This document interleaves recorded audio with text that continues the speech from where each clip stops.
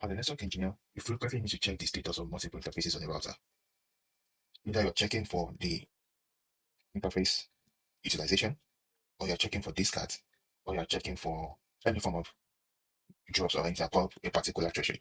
In this case, we have an interface traffic list that holds the interface name and the packet per second per interface, and we want to check that it does not exceed a particular threshold.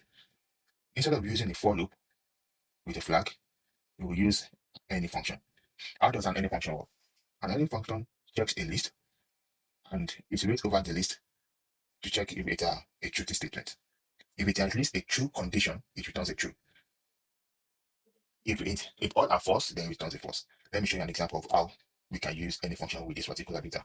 So let's say if any, and I'm going to define a list compression here, which basically results into a list for the any function. So I'll say for I in interface traffic, I'll check I is greater than I packet per second is greater than 10,000. And if it's greater than 10,000, I raise a lot. Else, I print normal. Let's run that and show you what it looks like. So what this evaluate to is basically saying if any, which the list compression evaluate to false, true, false.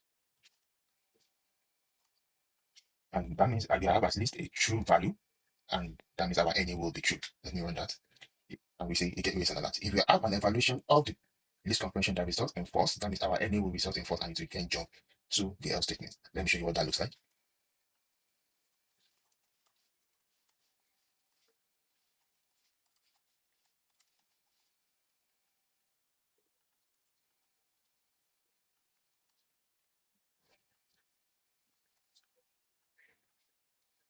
That's it.